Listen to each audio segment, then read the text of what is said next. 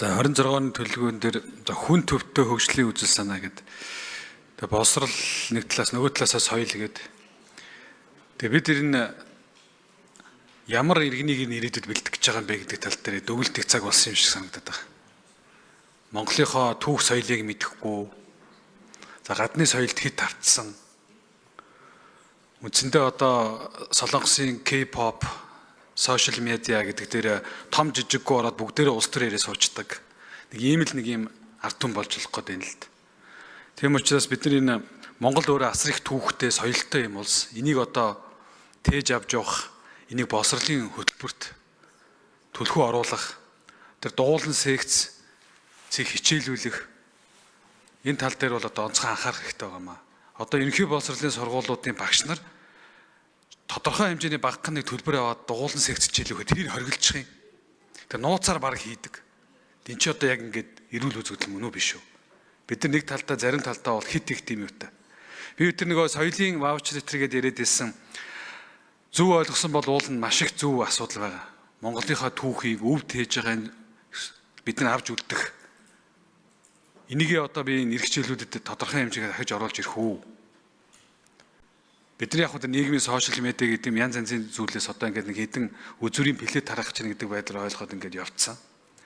Тэгэхээр Монгол эрэгтэй хүүхэд тэгэхэд морин хуураа тоглол сурдаг эр хүн болмаар байна. Цагаан сараар нэг хуураа хөглждөг том жижиггүй.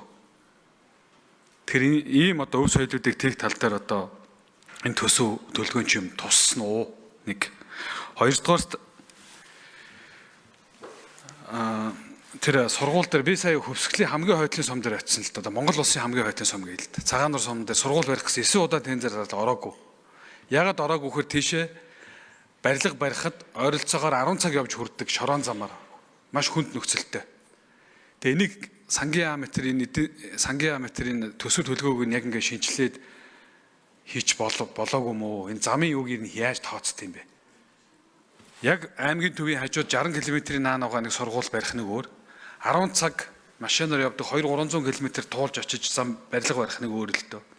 Тэгээ энэ төсөв төлөвлөгөө чинь яаж явд юм бэ гэдэг тал дээр бол нэг хармаар байна. Асуумаар байна. За дараа нь тодорхой санал өгсөн юм байна. Бид нар боловсролын зээлийн сан энэ багш нараа ерөөсө олигтой гадааддаа сургаагүй байна. Сургуулийн өмнө цэцэрлэгийн багш сурсан тийм юу байна уу? Байхгүй. Ерхий боловсролын сургуулийн багш гадаадад сурсан уу? Байхгүй. Ихтэй сургуулиудын багш одоо хүмүүсийг гадаадад бодлогоор зээл өгөө сургасан уу? Байхгүй. Тэг хамгийн сурах ёстой эргээд үр өгөөж нь хэд дахин үржигдэж ирэх хүмүүсээ хайцсан байгаа байхгүй.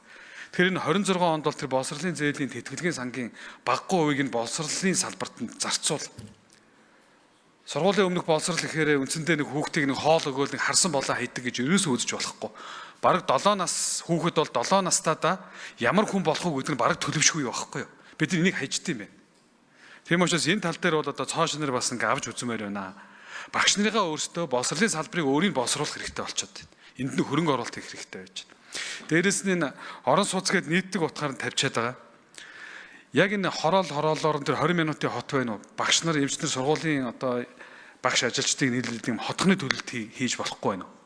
Боловсролын яам энэ дээр нь оролцоо, сургуулиудаа оролцуулаад зээл хуулийн шийдээд тэгэх юм бол тэр багш нар чинь заавал одоо замын төвөгжрөл үүсгэж ажил руугаа явахгүй шүү дээ.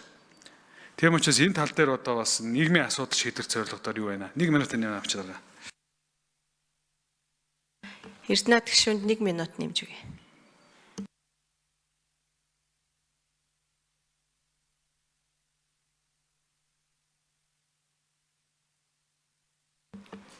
Эрдэнэт гишүүнд 1 минут нэмж өгье. За соёлын яамнаас спортын одоо яамнаас бас нэг зүйлийг асууя. Энэ 10 жилийн хүүхдүүд янз бүрийн спортын тэмцээн наадам их болох юм а. Тэгээд зардал ерөөсөө байхгүй нэг хэрдэн их хурлын гишүүдээс маш их гуйх өрхий. Харахаар өрөвдөд одоо тэгээ хаанасаа гаргаж өгдөг байдалтай. Спортын холбоот чинь зарим нь бол яг үүндээ дампуу усцсан нэг хүний өмч болцсон юм байл шүү дээ. Би одоо тэр тэшүүрийн холбоо гэдэг одоо очисон. Бас манай нутгийн нэг хэдэн хүүхдүүд ирсэн. Тэнд баг 14 сар нэг гэр түрээслээд хөрхий аав ээж нь хараа суудсан, борцог хайрцсан. Тэмцээний хүлээгээ сууж байгаа. Нөгөө тэшүүрийн холбооны өмчийн газрын тойруулаа хаус барьсан хандгаатад. Тийм учраас спортын сайд энэ массын спорт тэр тусмаа өвлийн спортыг дэмжихэд тодорхой төсөв үүрэг тавьж өгөөд энэ өвлийн спортоор бол ялангуяа манай Монгол улсын Азиуд чинь дэлхийд олимпийн медаль авах хамгийн найдвар өндөртэй юм байлээ шүү дээ. Тэр Солонгосоос ханаас багш нарын авчирч ирээ жоохон дэмжиж өгөх ийм хэрэг байгаа юм байл. Тэгэхээр одоо хөвсгөл нууран дээр гэдэг юм уу? За энэ дараа нь тодруулах байна. За саяны асуудалтай холбоотой би бас нэмэд хэлчмээр байна. Өнөөдөр 21-р зуунд хүүхдүүд 54 ширхэг 100 өрөөндөө тавиад галлаад хичээлээ сууж байгаа юм сургууль байна. Сая ярьсан Хөвсгөл аймгийн Эренчил сумд. Тэгээд төсөвт сургууль барина гэд одоо мөнгө тавьсан. Гэтэл тийм хол газар, цэвдэгтэй газар очиж байшин байрах сонирхолтой нэг ч компани байхгүй. Тендер зарлал гэдэг ордгоо. Тэгэхээр цаашид энд бас эдийн засаг хөгжлийн яам, сангийн яамныхан байгаа дээр энэ 48 дугаар өргөргөөс хоошоогоо цэвдэгтэй бүс нутагт байшин байрах бол зураг төсвийн арай өөр байдлаар тооцож тавьмаар байгаа. Дээрэс нь бас зам байгаа юугүй. Зам харилцаа. Тэгэхгүй бол компаниуд юусоо орохгүй байна. Тэгээд тэнд хүүхдүүд одоо өнөөдрийг хүртэл тэгж өвөл одоо маш хүйтэн модон байшин дотор галлаад хүүхдийн аюулгүй байдалд хүртэл тэр чинь одоо маш сөрөг нөлөөтэй ийм нөхцөл байдалд сурсаар байна шүү. Тэгэхээр эх жил боловсролын жил гэж засгийн газар зарлчихад тэгээд нөгөө модон байшинтай гал төлдөг зуухтай сургуультайгаа сууж ивэл ёстой онигоо шүү. Яг үнийг хэлээд. Тэр энэ дээр бүр онцгой анхаараасаа гэж хүсэж байна. За тэгээд эхлээд энэ нөгөө сургуулийн хөтөлбөр соёл Монгол уламжлалтай холбоотой зүйлсээ зааж өгөхгүй болохгүй байна гэд ерөнхийдөө боловсролын асуудлыг нэлээд асуусан учраас 6 номер Бачаргал төрийн нарийн хариулъя.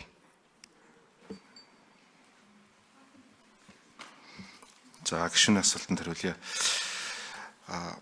Ер нь бол хөтөлбөрийн ерөнхий боловсрол болон сургуулийн өмнөх боловсролын сурагчдын одоо хөтөлбөрийн шинжилгээ ажлууд одоо хийгдээд явж байгаа. Зөвхөн үүний нэгэн хэсэг нь бол одоо 2026 онд бас хэрэгжээд явна. Хөтөлбөрт бол одоо хичээлээс гадуурх цагийг тусгаалan гаргаад одоо тэнд сургууль одоо секц дугуулan явуулах юм боломж болцоог бүрдүүлээд ингээд шинжилсэн хөтөлбөртөл тухайлан зохион байгуулад ингээд энэ түүх соёлын хичээлээс гадуурх. Гэхдээ энэ бол өөрөө бас шууд нөгөө хүртээмжтэй холбоотой асуудал явждаг. Ер нь бол бүх сургуулиуд нэг ээлжинд орж ижил дараад нь хичээлээс гадуурх энэ бусад секц дугуулan бусад цаг заваагаар зарцуулах энэ боломж хүрдэнэ.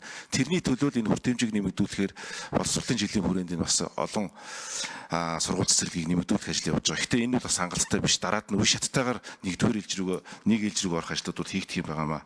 За хөтөлбөрийн шинжилгээний хүрээнд бол энэ ажлууд бол бас төлөвлөгдөөд явна гэдгийг бас мэдээлэл болгож хэлэх байна.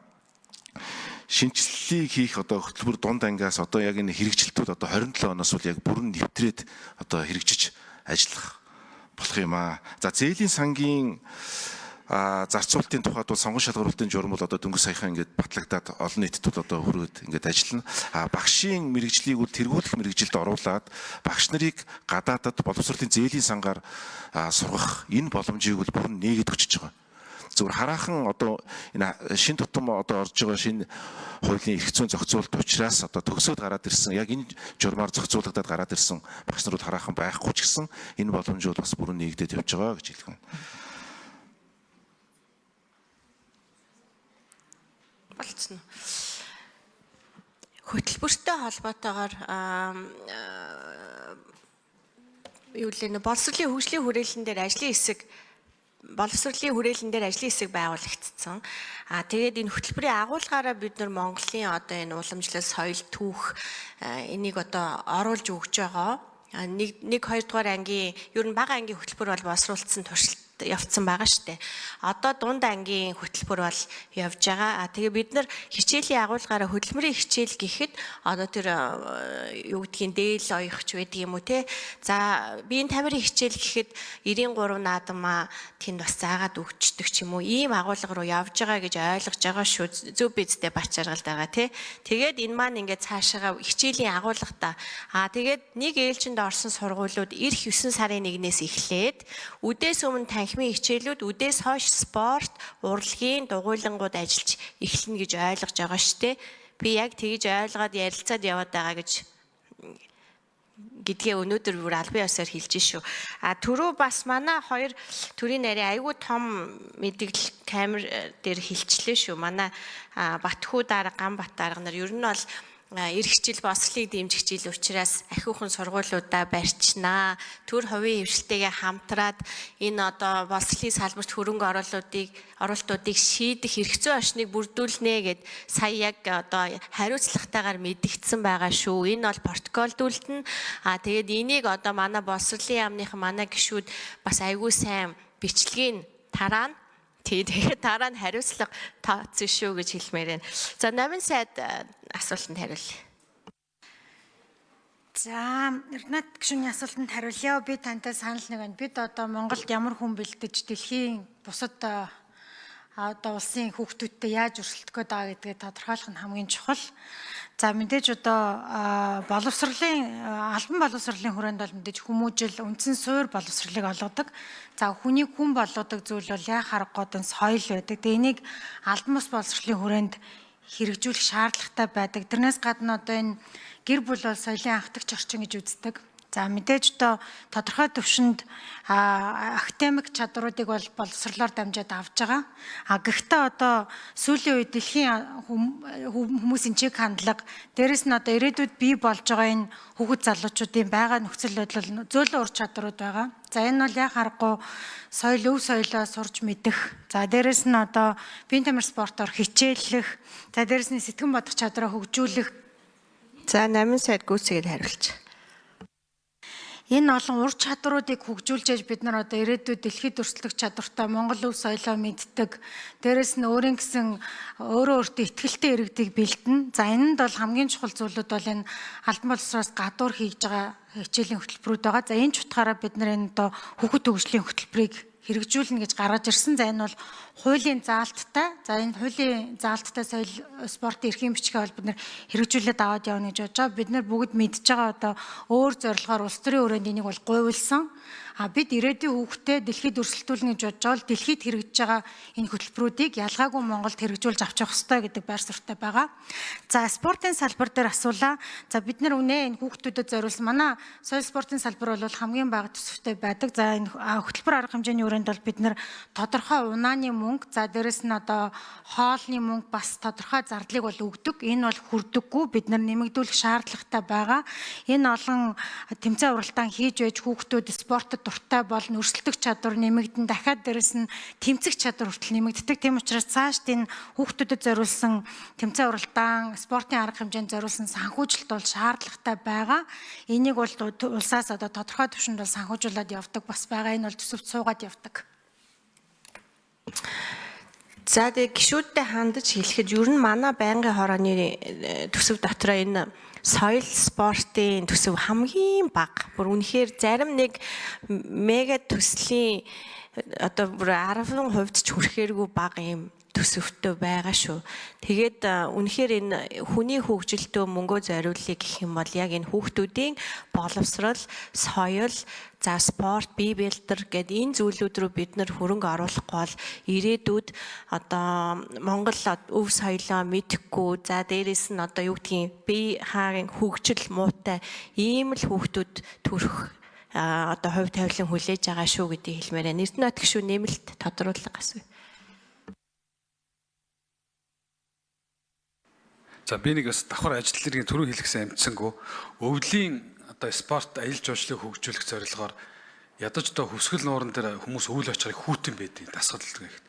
Тэгэхээр энэ манай Сүхбаатарын талбай дээр байдаг шиг ийм том одоо хоол хийгээд байгаа том асар байна шүү дээ. Иймэрхүү зүйлийг ядаж хийж болохгүй нэ. Одоо Ганбат дарга номын сайд хоёр ярьж байгаад тэнд хүмүүс өвөл очдөг. Одоо нэг сард хүүхдүүд амархаараа хайчдаггүй. Утаанаас гарахыг хүсдэг шүү дээ.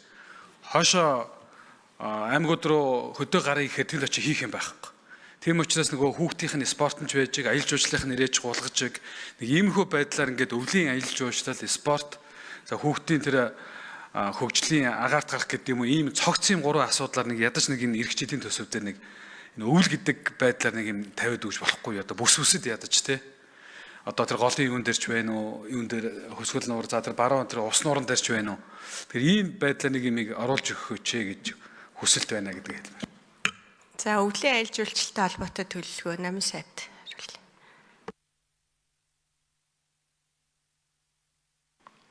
За гişүн ер нь бол бид нар өвлийн аялал жуулчлалыг хөгжүүлнэ гэдэг дөрвөлрлийн аялал жуулчлалыг хөгжүүлнэ гэдэг хүрээнд бол эдгээр асуудлууд явагдаж байгаа. Аливаа зүйл бид нар тухайн газараа дэд бүтэц байхгүй бол эдгээр арга хэмжээнүүд маань аль аль талдаа хэрэгжихэд тун хүндрэлтэй байгаа. Тэм учраас бид нар хамгийн түрүүнд тухайн байршлууд дээр одоо хилээд байгаа энэ дотоодын аялал жуулчлалын хүрээнд явж байгаа жуулчлалд зориулсан дэд бүтцийг бий болгох, за дээрэс нь байрших үйлчлэгээнүүдийг бий болгох нь чухлаа гэж нэгдүгээр тарж байгаа.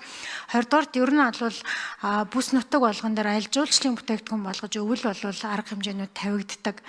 Дахиад л төсөв мөнгөний учир дутагдaltaгаас болоод бол бага байдаг. Тэгэхээр бид нар харбины хоттой хамтраад өвлийн спорт болон өвлийн аялал жуулчлалыг хөгжүүлэхээр нэгдсэн ажил хийхээр бол бид нар одоо хамтраад тохиролцоод тэдний туршлагаа судлаад энэ ажлыг бол багцаар нь бас харж байгаа. Тэгээ багцаар нь харахтаа бид нар дотоодын өвлийн аялал жуулчлал, за дээрэс нь өвлийн спортыг хөгжүүлэх чиглэл. За энэ